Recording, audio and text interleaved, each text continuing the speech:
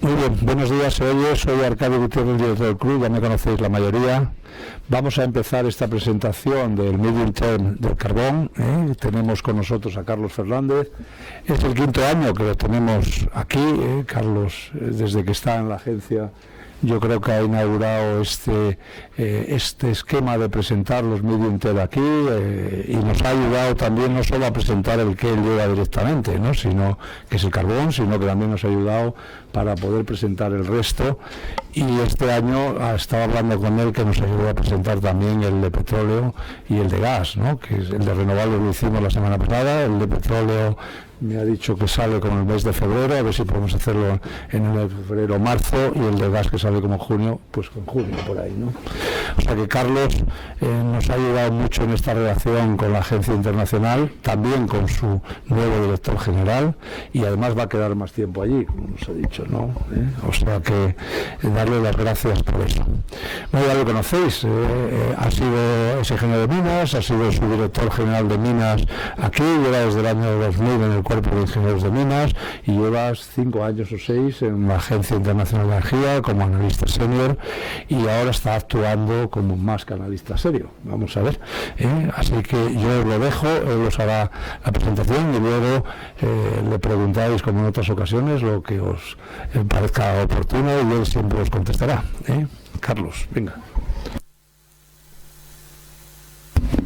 Muchas gracias. Sí, así, ¿no? Así. Que muchas gracias a Arcadio por invitarme aquí. La verdad es que es un placer venir y un honor. Me permite volver a Madrid nuevamente, ¿no? Y también me permite, es la única presentación que doy al cabo del año en mi lengua materna, que bueno, también se agradece a veces. Muchas gracias a todos vosotros por venir un jueves a las 12 a ver esto. Y espero que lo que diga sea interesante, a pesar de que el carbón en muchos sitios ya el interés está decayendo, pero bueno, espero que lo que pueda decir sea de vuestro interés. La agencia, no me gusta mucho enrollarme con la agencia, pero bueno, por lo menos sí que me gusta puntualizar que, porque en muchos sitios se nos tiene mal conceptuados, no tenemos nada que ver con las instituciones europeas. La Agencia Internacional de la Energía es una institución que se creó en el año 74, después de la primera crisis del petróleo, para gestionar los inventarios de emergencia de los países miembros. Entonces, nuestros países miembros incluyen Estados Unidos, Japón, Australia, Canadá, Corea, o sea que, y luego muchos europeos como España, claro. Pero no tenemos nada que ver con las instituciones europeas. Desde el 1 de septiembre, probablemente los que seguís la vida de la agencia lo sabéis, tenemos un nuevo director ejecutivo, que es Fatih Birol, que es el antiguo economista jefe y el que presentaba, el responsable del World Energy Outlook, que es nuestro libro más famoso. Y bueno, yo creo que tampoco hay mucho que decir, está haciendo muchos cambios, pero hay que decir, son para nosotros el más relevante a lo mejor. Es que estamos intensificando notablemente las relaciones con países que no son de la OCDE, y concretamente con 4 de ellos hemos establecido ya relaciones permanentes, que son China, India, Indonesia y Tailandia. Entonces yo creo que eso es el mayor cambio. Y hay otros, pero como digo, es una cosa ya interna. Si queréis luego en privado, el que esté interesado, pues le podemos explicar más cosas de esto. Yendo ya a la presentación, como dice Arcadio, es el quinto año seguido que vengo y hay muchas caras que están aquí casi todos los años, así que espero decir cosas nuevas y cosas interesantes a pesar de que vengas aquí 5 años. Entonces, lo siento por alguno que ya se sabe estas cosas, pero yo creo que es importante centrar el carbón en lo que es hoy en día. Quiero decir, todo el mundo, o casi todo el mundo, critica el carbón. Hace 2 días en la BBC me hicieron una entrevista y me preguntaron, ¿el mundo estaría mejor sin carbón? Digo, pues hombre, no lo sé. La revolución industrial no habría pasado, en fin, sería distinto, no cabe duda. Entonces, ¿pero qué es el carbón?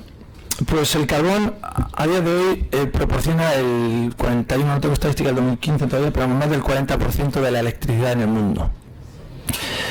El 29% de la energía primaria. El petróleo está en el 31%, o sea que que todavía es una fuente de energía notable y sobre todo generación de electricidad. El hierro del acero, bueno, concretamente el hierro, quitando el que se hace en los hornos eléctricos, reciclando acero que existe, pues básicamente se hace utilizando carbón, la mayoría o casi todo.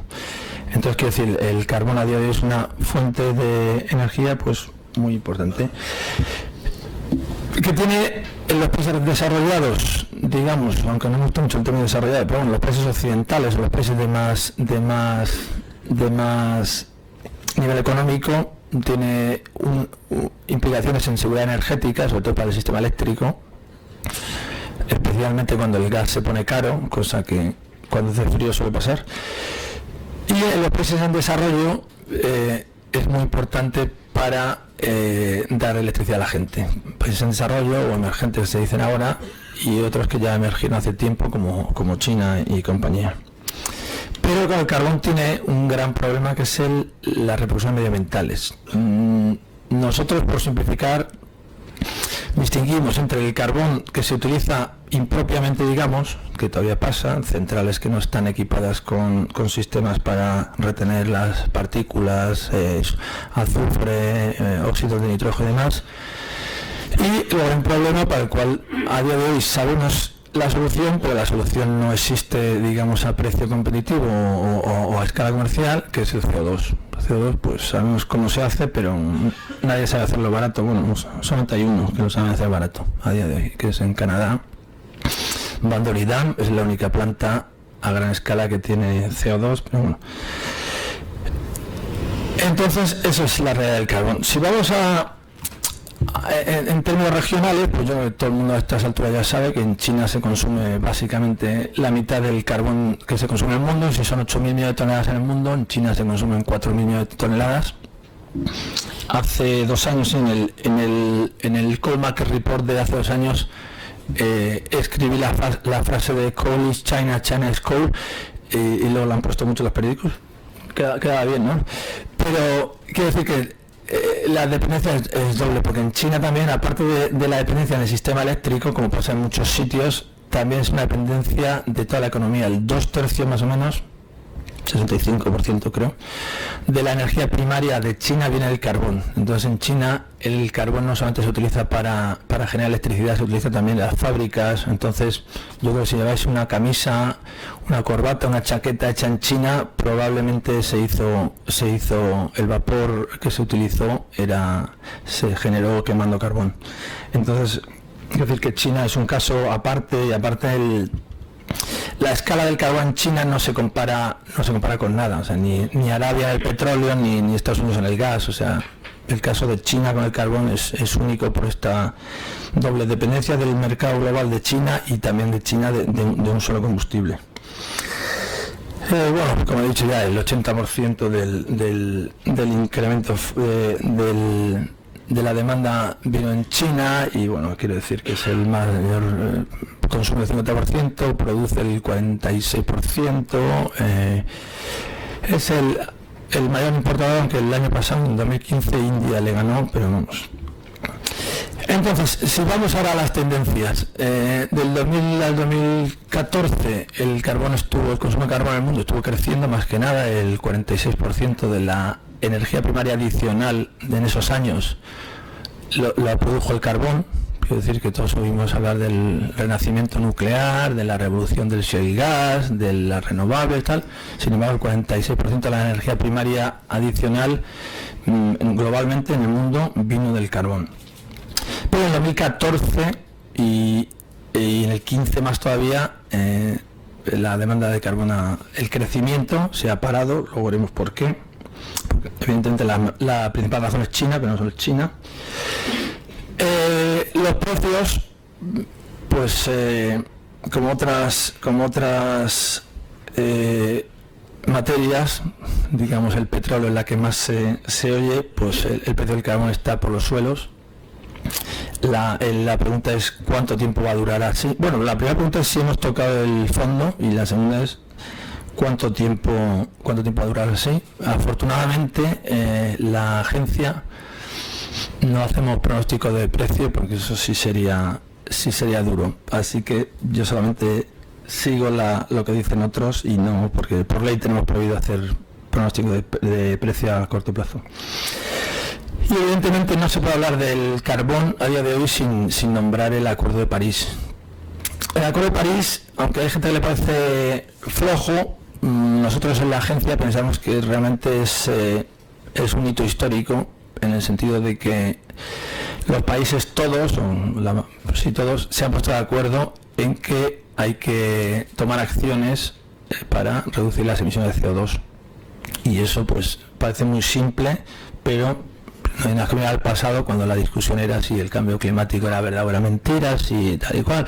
Entonces quiero decir que para nosotros, para la agencia, el Acuerdo de París es un hito histórico realmente, y es verdad que digamos el impacto en la demanda de carbón sobre el sector se ve más a largo plazo, pero es cierto que algo se ha instalado. Es decir, incluso en la industria del carbón algo se ha instalado y digamos que haya un cambio, lo cual puede ser bueno. Quiero decir, no significa que son malas noticias para el carbón, porque por ejemplo yo creo que incluso la industria del carbón después de París está más convencida que si no hay captura de CO2 el futuro del carbón es muy negro.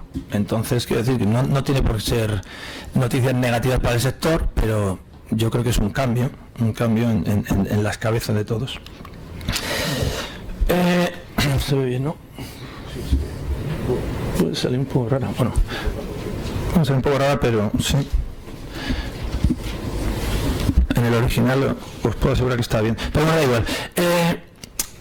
Incluimos esto, es materia conocida, pero yo creo que es una buena foto de lo que ha sido. Estamos en el año 2015 y pensamos, bueno, lleva ya 15 años de siglo, vamos a hacer una foto de lo que ha sido el carbón. Entonces, estas 4 regiones que están ahí puestas, esto es la OCDE en Europa, es decir, coincide casi con la Unión Europea, pero nosotros tenemos esa clasificación: Estados Unidos, India y China. Entonces, al final, esto representa más del 80% del carbón, del consumo de carbón en el mundo. Entonces, es una buena, yo creo, foto global. Porque lo que vemos, no hay truco en la escala, de 0 a 5.000 millones, como veis, de toneladas, que de hecho, de estos 4 grandes consumidores ha habido 2 regiones, que son Estados Unidos y Europa, en la cual el consumo de carbón ha decrecido, pero ha decrecido poquito, ¿no? Como digo, esta escala es la misma y se ve un poquito. Y hay 2 regiones del mundo donde el consumo de carbón ha crecido, pero ha crecido mucho. Especialmente en China, pero vamos, si comparamos India, pues India también, el crecimiento de India comparado con el decrecimiento en Estados Unidos y Europa es importante. Entonces al final, quiero decir, no hay más misterio que 2 regiones donde ha crecido mucho y 2 regiones donde ha bajado un poquito. Al final el consumo de carbón, como he dicho antes, ha crecido mucho, ha sido el 46% de la energía primaria adicional, y ha estado creciendo a más del 4% de media en 10 años. Esto se ha parado en 2014 y veremos por qué. Perdón, así. Otro cambio que, bueno, esto es un poco, también los que estáis más, conocéis el mercado del carbón, os sonará ya repetido. Estoy viendo a Fernando Oña, que ya te lo sabes mejor que yo, así que te puedes saltar esta, Fernando. El mercado del carbón, este es solamente el térmico, el metalúrgico está incluso más concentrado, hay menos exportadores. Entonces más del 90% del mercado del carbón sale de 6 países, que son, por este orden, Indonesia, Australia, Rusia, Estados Unidos, Colombia y Sudáfrica. Esta concentración, en principio, nosotros, la agencia, que es nuestro primer interés es la seguridad energética, no vemos un problema porque son empresas multinacionales que no juegan con intereses geoestratégicos, ¿no? Entonces, en principio no vemos que sea un problema para asegurar el suministro, más allá de que cuando hay inundaciones en Indonesia o en Australia y se cierran los puertos de Newcastle o donde sea, hay cierta tensión en el mercado, pero no vemos un problema geoestratégico, aunque es verdad que hay mucha concentración.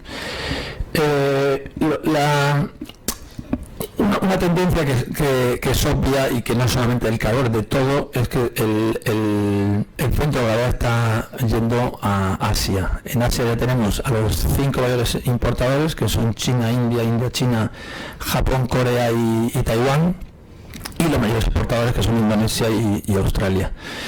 Y Europa está quedando, pues, Europa, el Atlántico, un poco marginal. De hecho, las exportaciones de Sudáfrica, que un día venían la mayoría a Europa, ahora mismo están yendo a Asia, concretamente a India la mayoría, y ahora en Europa el mayor suministrador es Colombia. También otra tendencia que es los últimos años se ha venido manifestando en Estados Unidos. Hay capacidad en los puertos suficiente y también la capacidad de producción, ya que la demanda está decreciendo. El coste de producción es más alto, sobre todo de las regiones exportadoras, y en los Estados Unidos es el suministrador de último recurso. Entonces, cuando en momentos como ahora que sobra el carbón, pues Estados Unidos es el primero que lo siente y el que disminuye las importaciones. En el comercio internacional observamos la misma tendencia. Hemos tenido unos años de crecimiento del 5% más o menos, y en el 2014 y 15 esto paró. Como la demanda, la mayor razón de esto fue China, o es China, digamos. En 2014 India pudo reponer las importaciones que cayeron en China, pero en 2015 no. Entonces el comercio en 2015 ha decrecido por primera vez en muchos años.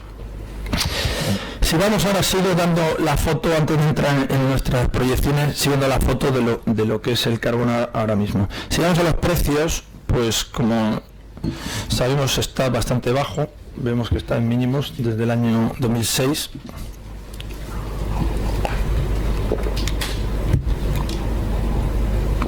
Aquel pico del 2008 en la crisis, durante la crisis global, financiera global.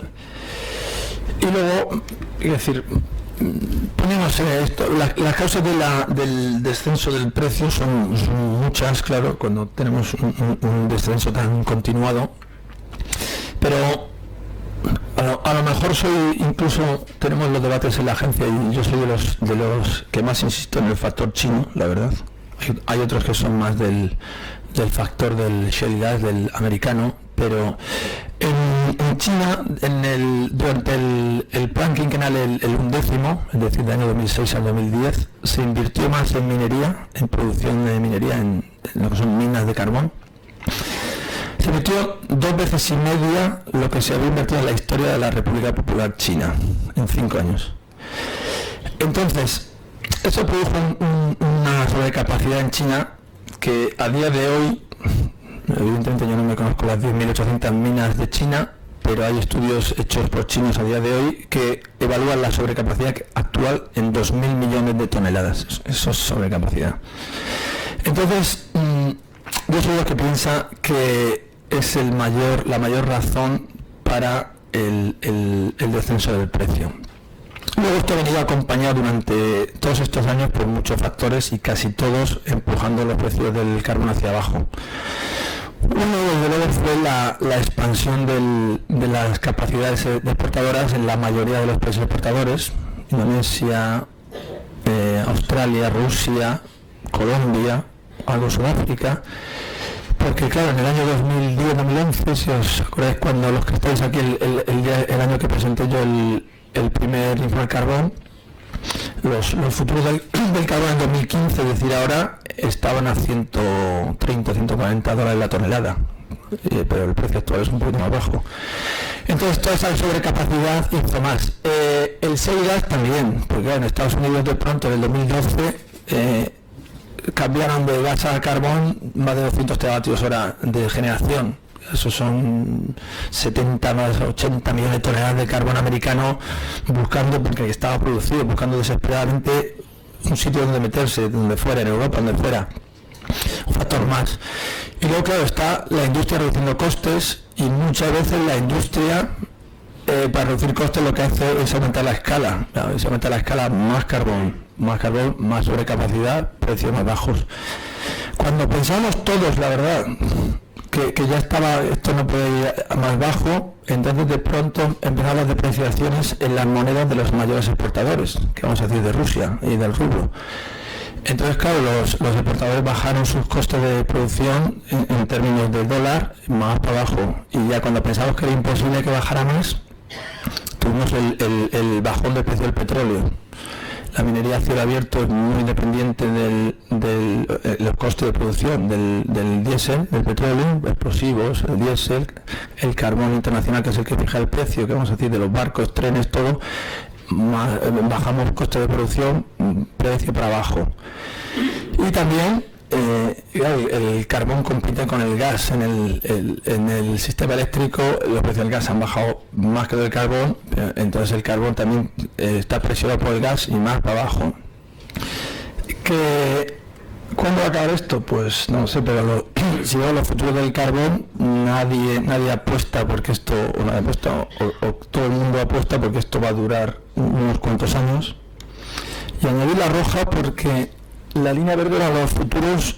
Cuando presentamos el informe nos fuimos a Singapur a presentarlo, como os estaba diciendo el nuevo director ejecutivo de la agencia, Fatih, es muy proclive a extender las relaciones con Asia, y este informe, por primera vez, en vez de todos los informes de la agencia hasta ahora se habían presentado en París o en Londres, y este es el primero que hemos presentado en Asia, y lo presentamos en Singapur, el día 18 de diciembre.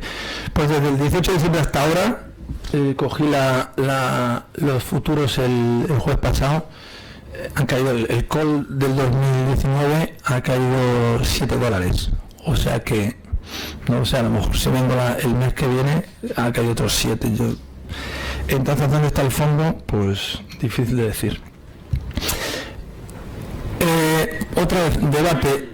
Son las políticas, digamos, contra el cambio climático las que están guiando estos precios para abajo.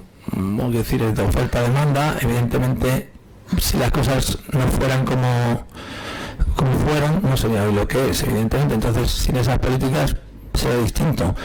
Pero hicimos un ejercicio muy simple y que no es prueba de nada, evidentemente, pero comparamos como o sea, la tendencia, digamos, del precio del carbón. Si os fijáis, a la izquierda no hay unidades porque es un índice. Cogimos el carbón en enero del 2006, antes de la crisis financiera, porque eso evidentemente es una anomalía, y lo comparamos, por ejemplo, con el carbón coquizable, que dado que la demanda está guiada por la demanda de hierro, no está tan afectado por las políticas contra el cambio climático, digamos. Y como vemos, no hay mucha diferencia en las tendencias, pero es que también si cogemos la mena de hierro, vemos que tampoco hay mucha diferencia, y si cogemos el cobre, vemos que tampoco hay mucha diferencia. Entonces, como digo, esto es muy simplista, desde luego, pero lo que parece es que todas las commodities están a precios bajos, pero es más bien por la macroeconomía. China, si queréis decirlo así, pero no solo China, también el crecimiento en los países de la OCDE está bastante justito, y parece que es más bien esto que las políticas climáticas, aunque es verdad que existen, y sobre todo en Europa, ¿no?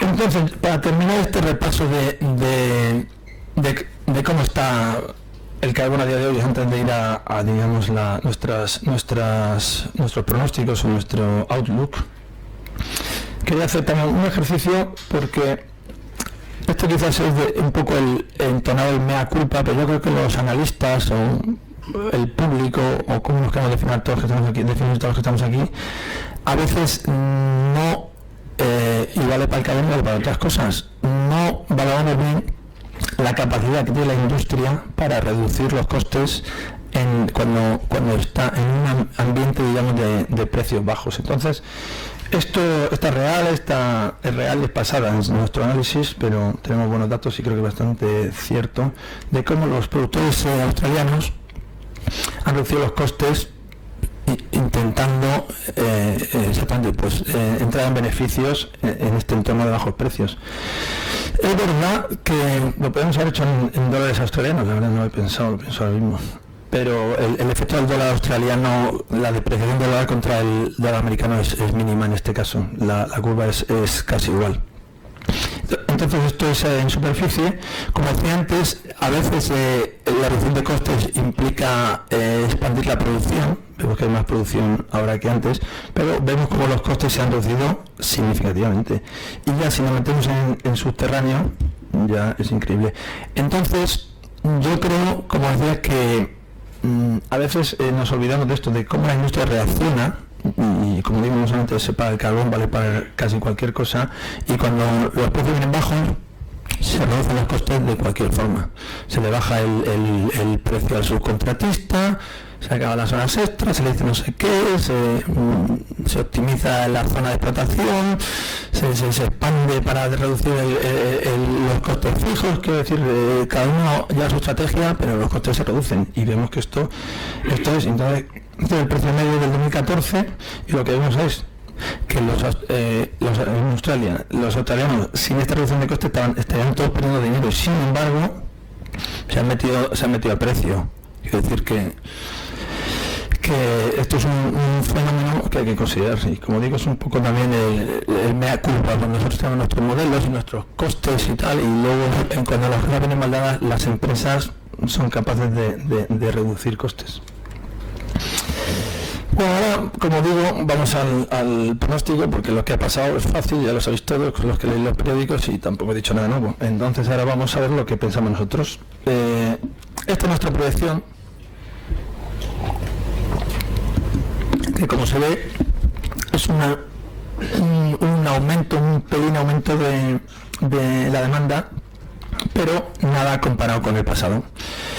Como dije además en el 2000, la demanda global en el 2014 básicamente fue plana, en el 15 ha bajado, ya por China, y esperamos que va a aumentar, pero vamos, básicamente inapreciable.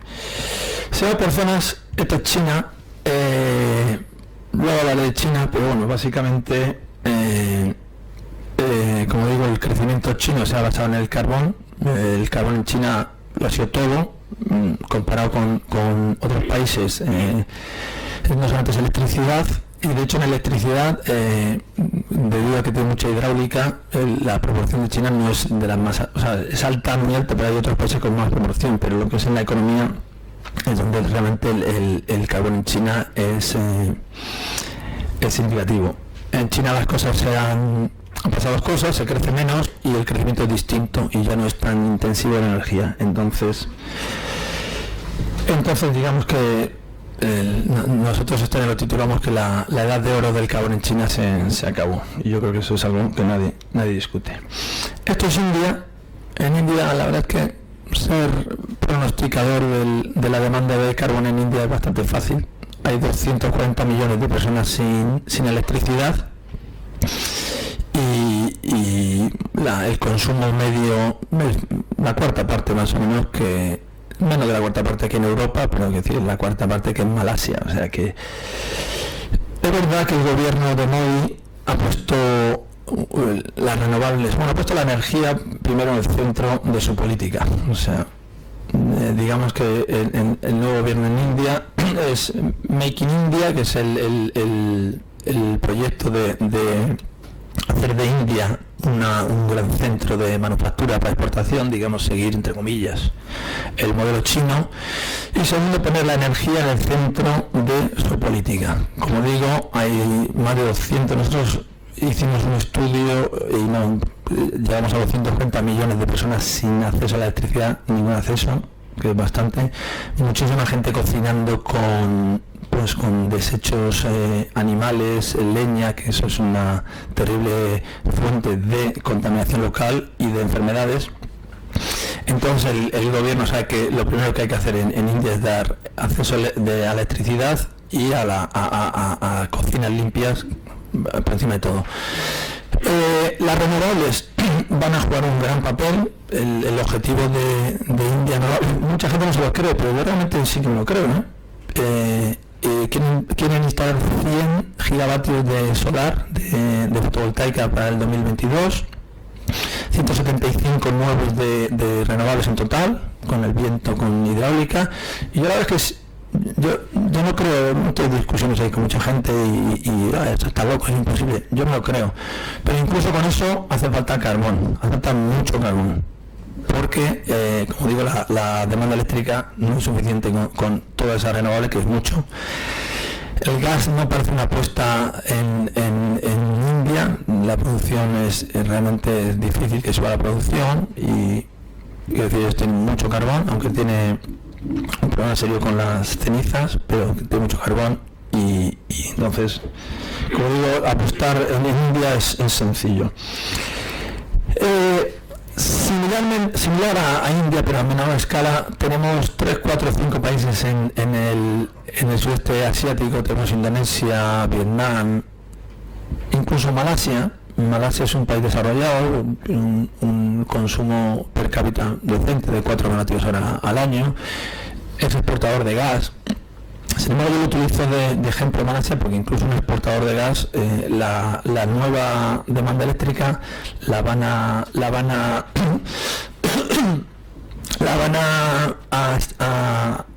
satisfacer a base de nuevas plantas de carbón, porque para ellos es más rentable exportar el gas y comprar carbón. No tienen carbón en la península, hay un poco en Borneo.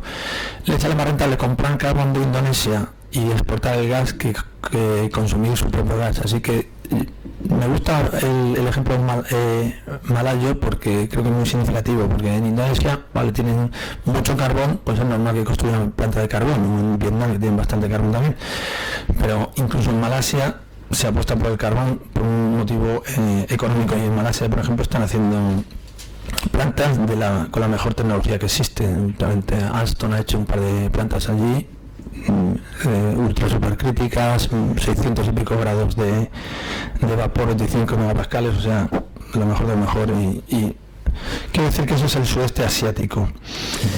En Estados Unidos las cosas van a ir bastante regular para el carbón, pero hay que decir que todo depende de cómo se miren las cosas, porque en abril de 2015, por primera vez en la historia de los Estados Unidos, el carbón no fue la mayor fuente de generación eléctrica. O sea, quiero decir, las cosas van a ir a mal, pero todavía se quema carbón en Estados Unidos, que no lo entierre.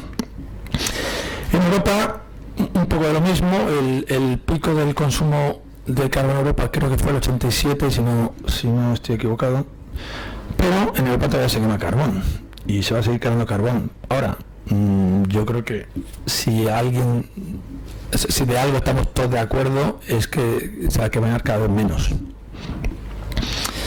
Total, que al final, si sumamos todo, es lo que nos queda.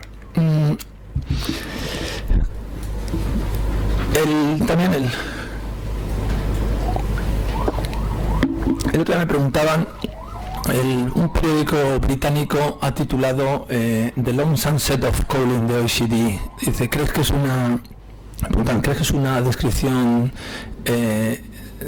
precisa? Digo, hombre, tengo que creerlo porque está sacado de nuestro libro. Digo, así que si no lo creo yo, mal estaríamos.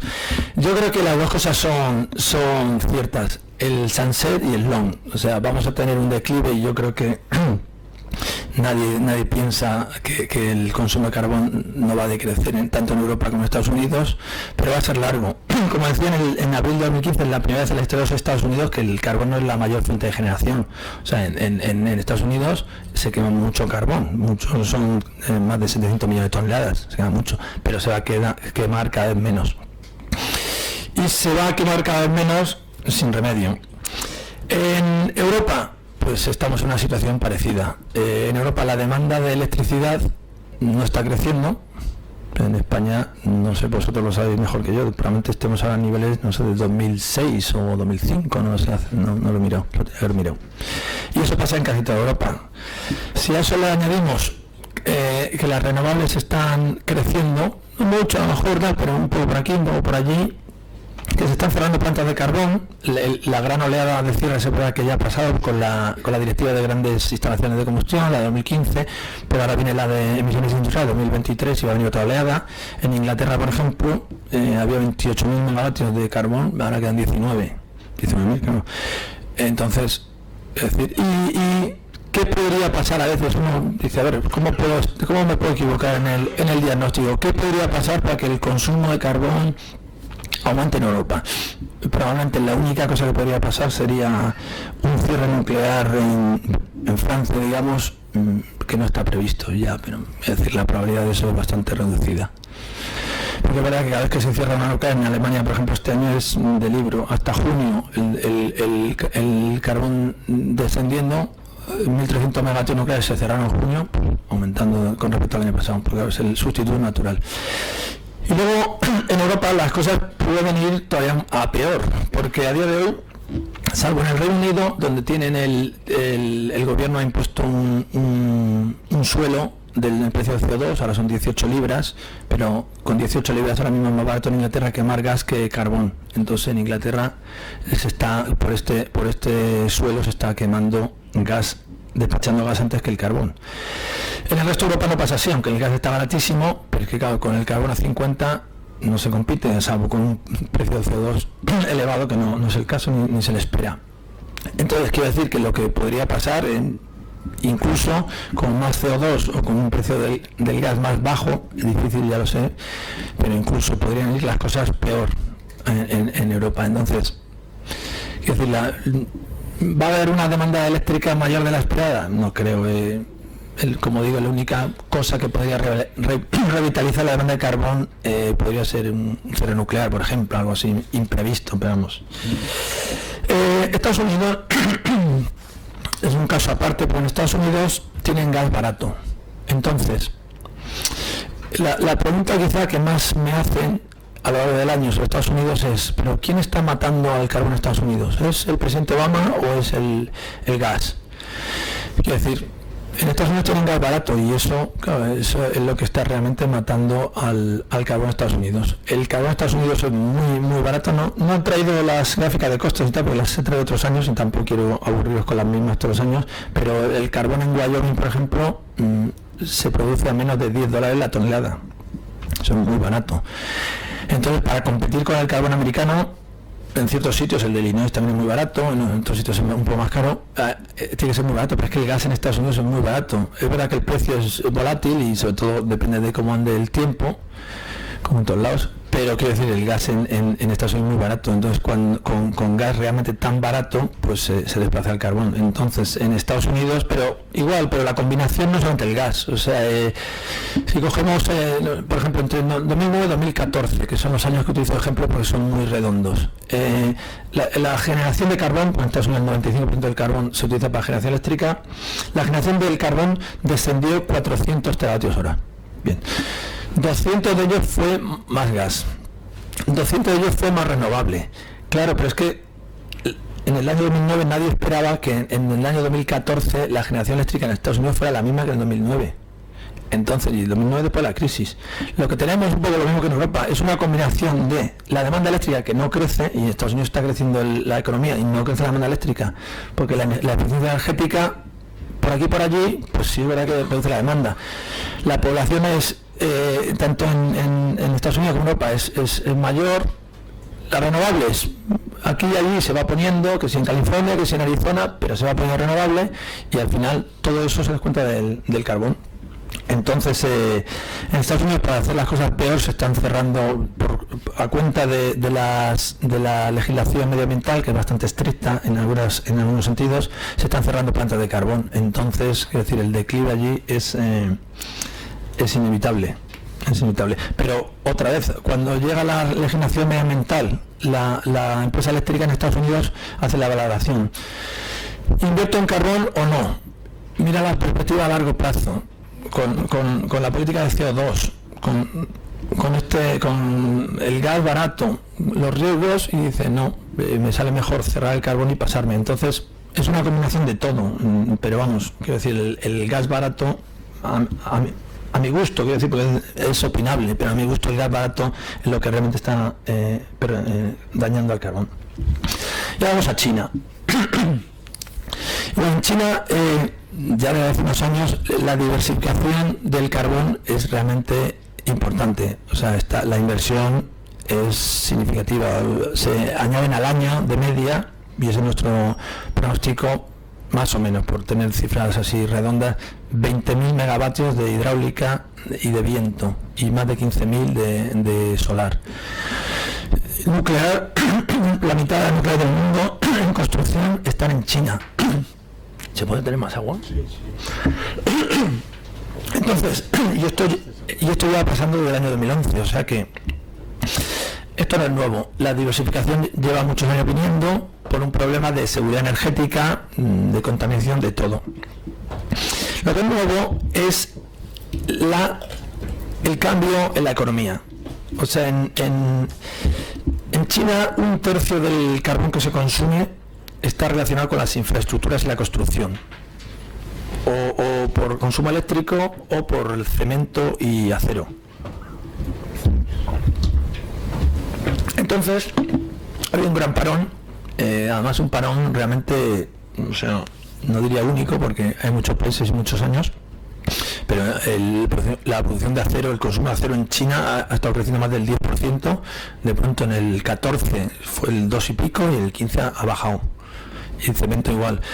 Entonces, este parón que ha habido en China de infraestructuras, de construcción de edificios y demás, es realmente lo que ha hecho que el consumo de carbón se pare. Entonces, quiero decir, uno lee los periódicos y que si la lucha contra la polución, que si las energías renovables, no. Entonces, seguimos igual un sencillo ejercicio, parece lo sencillo resulta bien. Esa sería la demanda, el incremento de demanda eléctrica en China. Esto es 2014, porque el 2014 es, digamos, el cambio de paradigma. Luego, en el 2015, esta tendencia se ha acelerado y en el 2016 se va a acelerar, pero el 2014 es cuando cambia el paradigma. Entonces, cogimos el crecimiento de la economía china con la electricidad de los últimos 10 años, que es la barra que veis en azul o morado, lo que sea. Y sin embargo, la realidad fue esta. Entonces, eso se debe al cambio, como digo, de paradigma económico, a más crecimiento de servicio, de consumo y menos de energía intensiva. Los patrones de consumo en China son completamente anómalos para nosotros. Quiero decir, en Alemania, que es el país más industrial de Europa, el consumo de electricidad en la industria es 40%, en Estados Unidos es 20 y pocos, en China es el 75%. Hay que decir, en China todo es extraño para nuestra mentalidad. Entonces, como vemos, eso fue la que he puesto, es la menos demanda de energía eléctrica. Esto fue el incremento de hidráulica. Separamos por capacidad y por el efecto estacional, porque el año 14 fue muy lluvioso en China. Esto es el viento y la fotovoltaica añadido, que es enorme, pero a la escala china no es muy importante. Esto es el gas y la nuclear. Y al final, en el 2014, que como digo es el año el cambio de paradigma, la generación de carbón, eléctrica de carbón, fue menor que en el 13. Entonces, como vemos, como todo, es una serie de combinaciones, mucha hidráulica, mucha renovable, mucha nuclear, pero la gran diferencia fue el consumo eléctrico, que dado además a ese patrón tan extraño en China, donde el 75% de la industria y el 60% de industrias intensivas en electricidad, aluminio, hierro, cemento y tal, pues ese cambio de patrono ha hecho el cambio de China. Y esto, pues, quiero decir, nosotros somos una empresa, una organización energética, no somos el FMI. Es difícil saber cómo va a reaccionar ahora, nadie lo sabe, claro, si lo supiéramos, no sabemos todos millonarios, cómo va a reaccionar el gobierno chino para impulsar el crecimiento en los próximos años. Dependiendo de lo que hagan el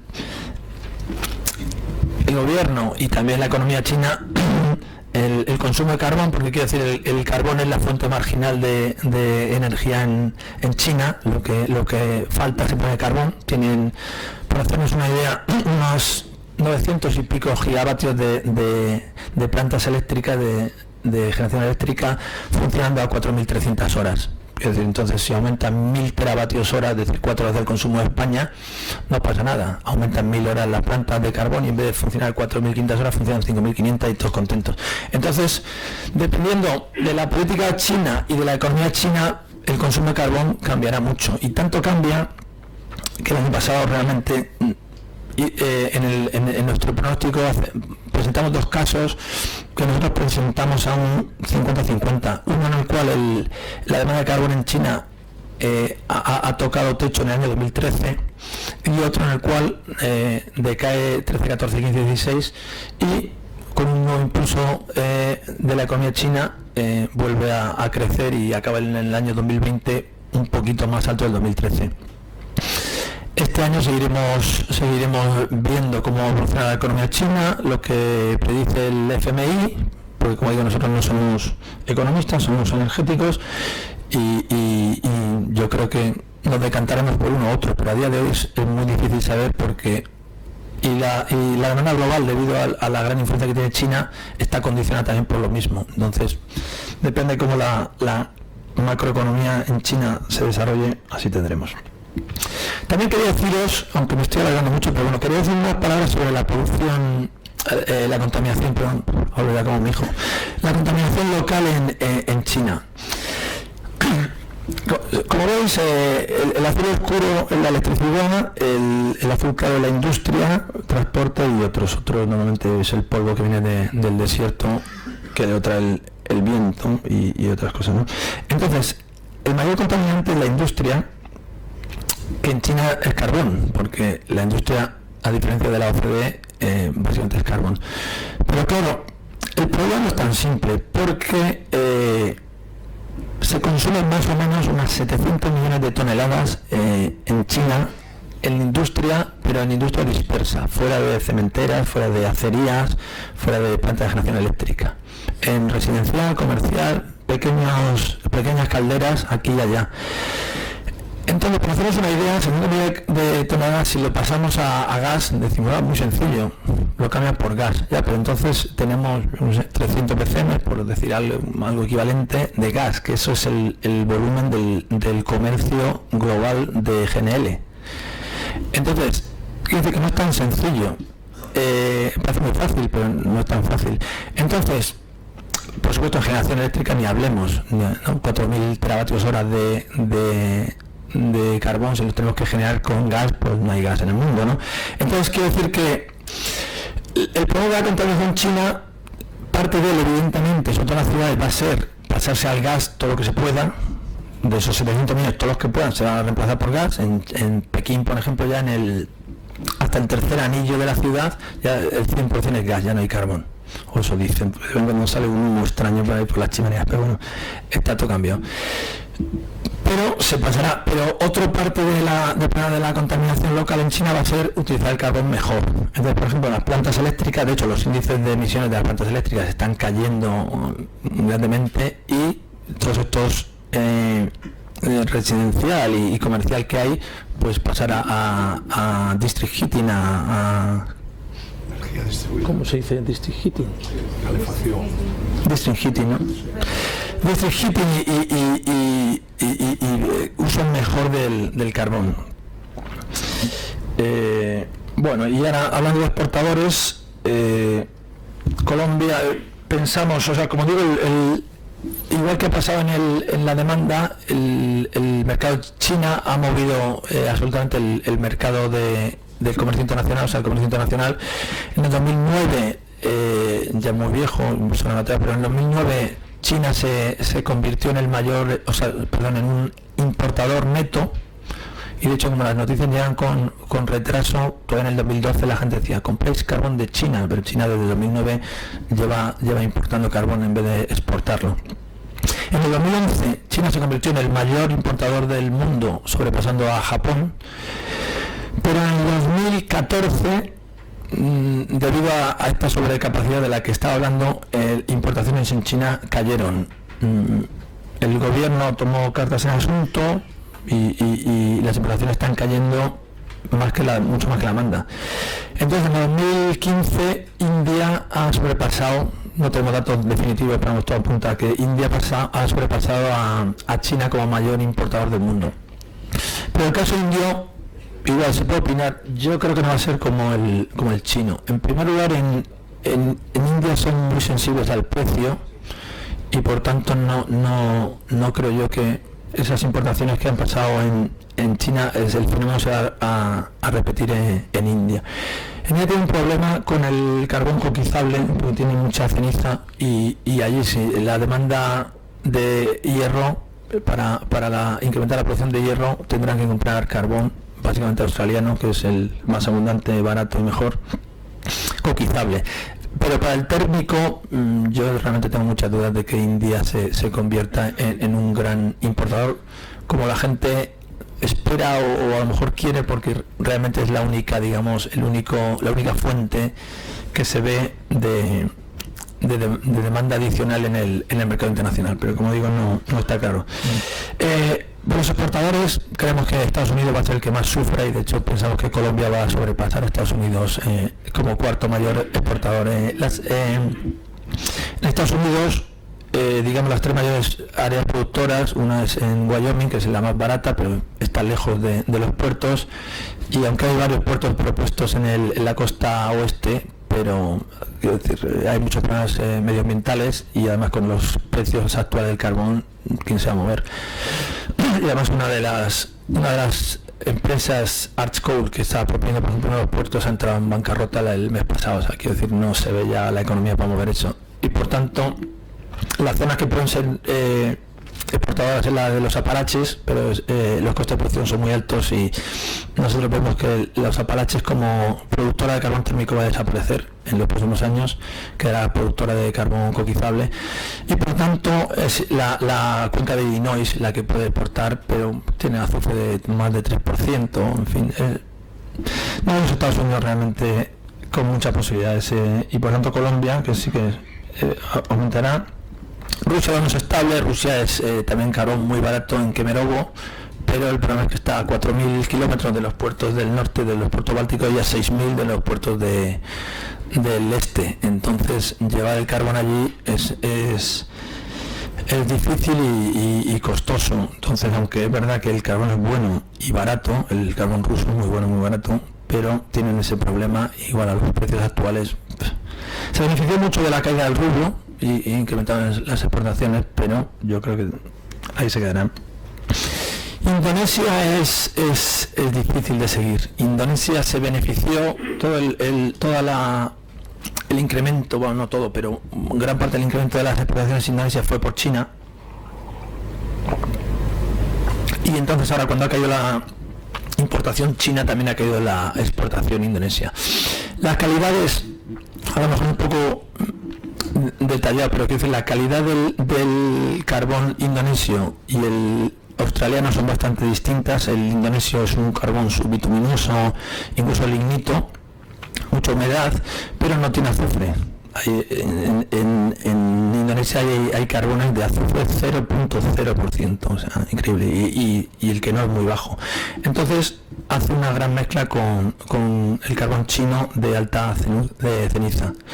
Entonces, una vez que el mercado chino ya parece que se acabó con Indonesia, creemos que va a sufrir. Además, en Indonesia el consumo, la demanda interna está aumentando importantemente. Es un caso parcial de India en menor escala. En Indonesia son 200 millones de habitantes, pero ahora ya la electrificación está a más del 90%, pero está todavía el gobierno intentando llevar la electricidad a todo el mundo, y evidentemente en carbón barato, pues el carbón va a ser una parte fundamental de ello. Entonces, es un poco dependiendo de lo que haga China también, pues nosotros lo que vemos es que en el corto plazo las exportaciones de Indonesia van a decrecer, y si en China las cosas mejoran, pues probablemente pueda incrementar la exportación. Pero vamos, no descarto que este año esta parte final de la curva la revisemos para abajo también, dependiendo de cómo se vean las cosas, pero como digo, no.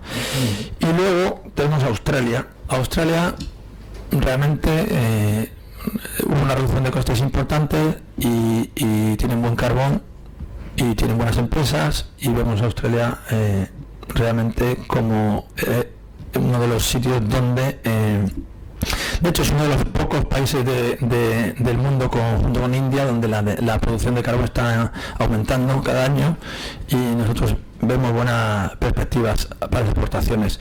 Y luego, caso aparte, es el carbón coquizable, porque allí más de la mitad del comercio internacional de las exportaciones de carbón coquizable sale de Australia y sale concretamente de una región que es Queensland, y es un carbón muy bueno y muy competitivo, y vamos, es imbatible, y en ese sentido será. Entonces, por ejemplo, hay muchas dudas sobre qué pasará en Mozambique. Mozambique tiene también carbón coquizable muy bueno y muy competitivo. Tiene un problema que está lejos del puerto y las infraestructuras allí son difíciles y tienen todo tipo de problemas, ¿no? Me contaba un conocido de Río Tinto que estaban allí y un día en la planta de lavado apareció un cocodrilo, ¿no? Son problemas ya que a uno se le escapan de lo normal. Entonces quiero decir que, pero incluso si Mozambique son capaces de incrementar la producción mucho, nosotros creemos que sufrirá sobre todo Estados Unidos y algo Canadá, pero Australia pensamos que es imbatible. Entonces, resumiendo, nosotros pensamos que el carbón va a seguir siendo una parte fundamental del mix energético. Ahora, los números que di en la primera transferencia del 41 y pico % de la generación eléctrica y el 29% de la energía primaria, probablemente no los volvamos o sea, nunca serán tan altos, nunca jamás. Como decía, el Acuerdo de París, podríamos discutir aquí mucho tiempo si es positivo, si no es positivo, si es un hito, si no, pero nosotros pensamos que lo es, porque todos los países se han puesto de acuerdo en que hay que reducir el CO2 y todo el mundo se ha puesto en movimiento. O sea, hasta Arabia Saudita de pronto se ha hecho un gran fanático de la captura de CO2. Eso significa algo, y no es ni tienen carbón, ni queman carbón, ni piensan quemarlo. Quiero decir que yo creo que el Acuerdo de París ha mandado una señal importante a largo plazo.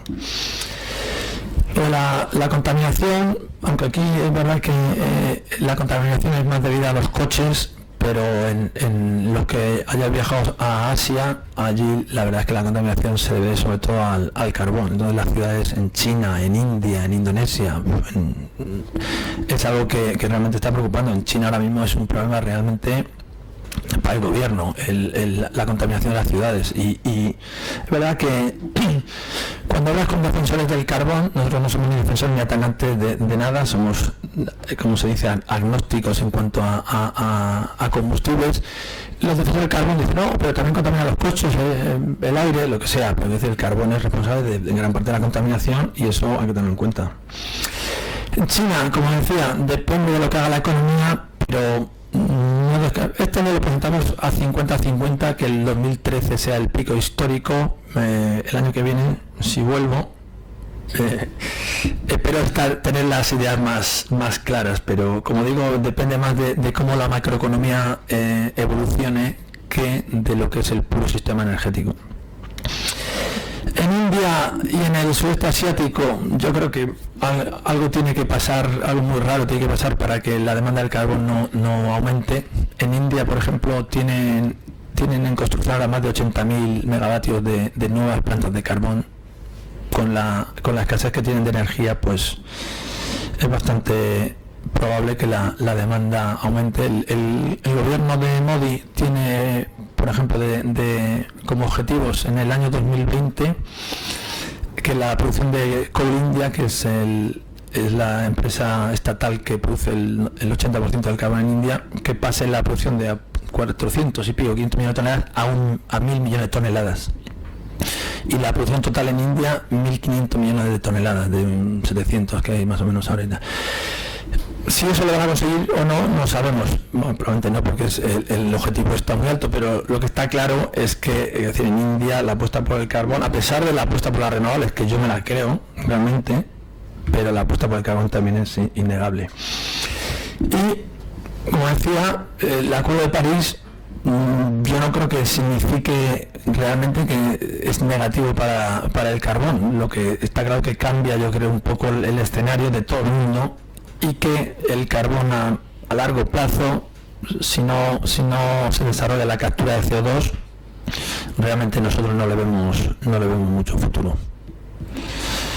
Pues con esto voy a dejar esta por si alguien quiere comprar el libro o por si alguien quiere mandar sugerencias, que son todas agradecidas. Y con esto tú me preguntas, ¿no? Sí, bueno.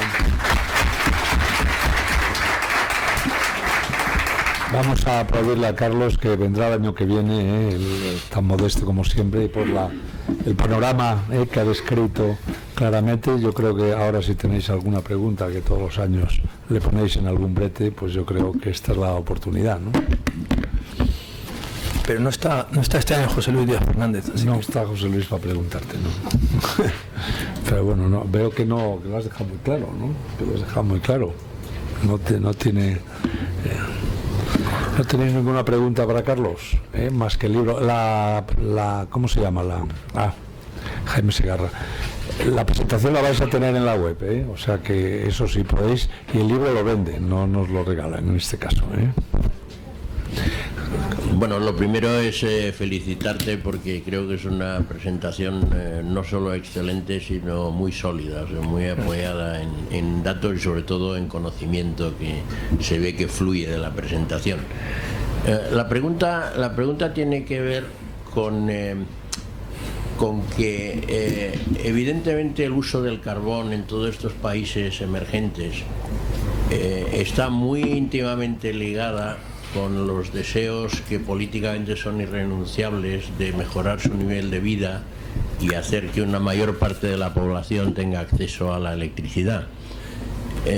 Parece difícil suponer que simplemente las presiones medioambientales van a ser suficientes como para frenar eso. En el estudio quizás he echado a faltar alguna consideración sobre el efecto de esta necesidad política de mejorar el acceso a la electricidad sobre las presiones medioambientales en lo que se refiere al consumo del carbón. Me gustaría si nos pudieras dar algún comentario sobre este tema, por favor. La verdad es que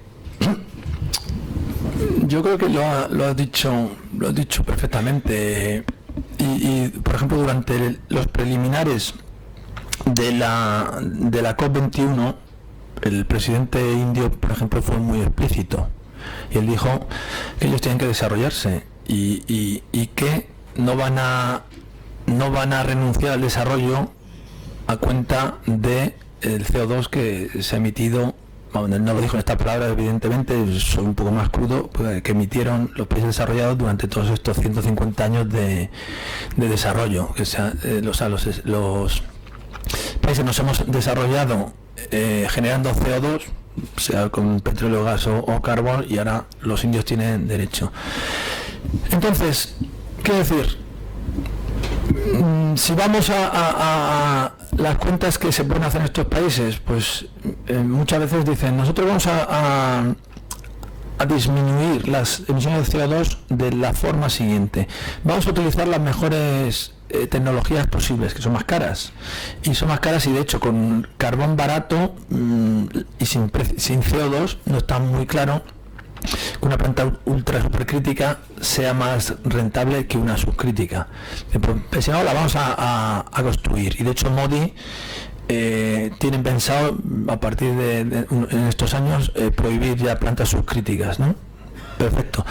Y esa es nuestra contribución a la reducción, ¿no? Porque te puede quitar el 20% del CO2, ¿no? Si una subcrítica, depende del carbón y de todo, pero digamos de media, te puede generar una tonelada de CO2 por megavatio hora, una ultra supercrítica 800 kilos. Pues ese 20% que nos ahorramos, esa es nuestra contribución, pero partiendo de esa base. Pero es que aparte, no lo sé, a veces por ejemplo, si vamos a toda esta gente cocinando con excrementos animales, madera, de todo, usar una planta de carbón por mucho, incluso subcrítica y echando todo al aire, es mucho mejor para la salud y para el medio ambiente que cocinar quemando esto. Entonces, quiero decir, en Indonesia yo conozco gente personalmente que me ha dicho, mira, mi suegra se pasaba la vida recolectando excrementos animales y tal para cocinar. Pues hay una planta de carbón al lado y ya tiene electricidad. La vida de mi suegra ha cambiado. Entonces, han venido aquí gente a protestar, que si la planta tal, mira, ¿qué quieres que te diga? ¿Sabes? O sea, tanto desde el punto de vista de contaminación local como de la salud de la gente es mucho mejor, y estamos hablando de una planta de carbón sin nada, quemando el carbón a pelo y tirando la ceniza y el azufre allí al aire. Entonces, yo creo que la gente intentamos ser pragmáticos. Entonces, si eres pragmático, pues desde luego hay que reducir las emisiones de CO2 y eso tienes un objetivo irrenunciable. Pero en algunos casos realmente es muy difícil no aconsejar a ciertos países en ciertas condiciones que no construyan una planta de carbón. Es muy difícil, realmente. ¿Tenéis alguna...? Yo quería preguntarte una cosa, Carlos, un poco...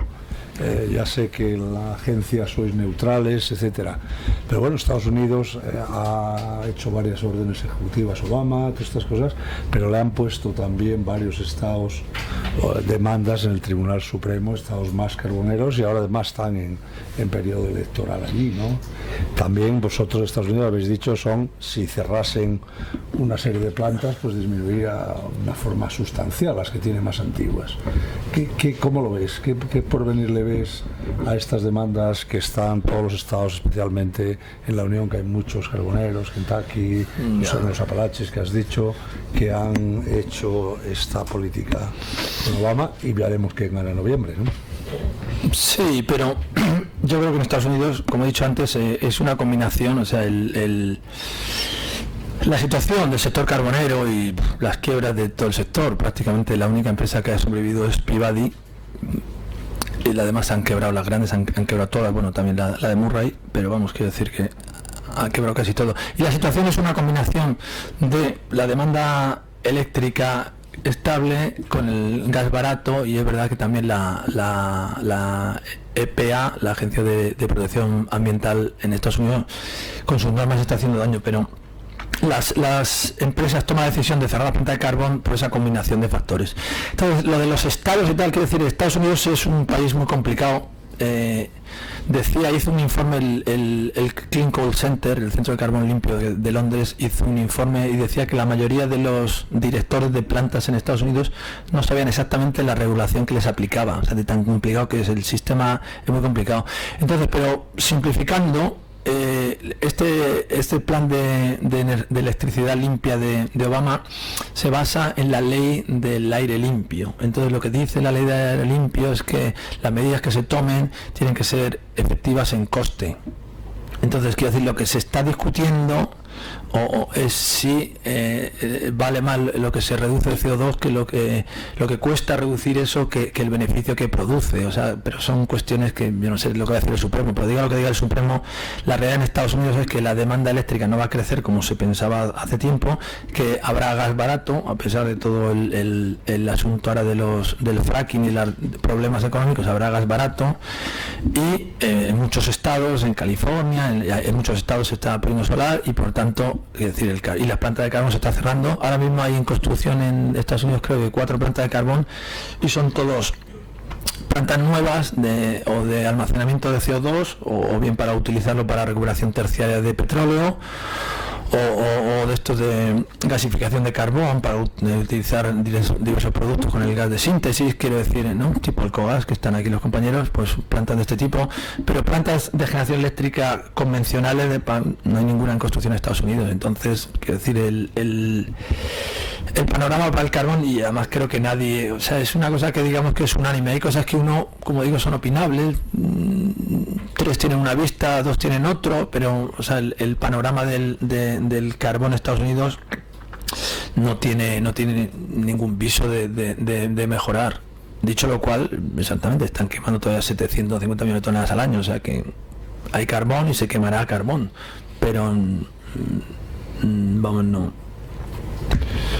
Muy bien, si no queréis ninguna pregunta más, yo le doy las gracias a Carlos por venir, por ayudarnos allí, y el año que viene volverá a estar por aquí. Vamos a darle un aplauso por habernos ayudado.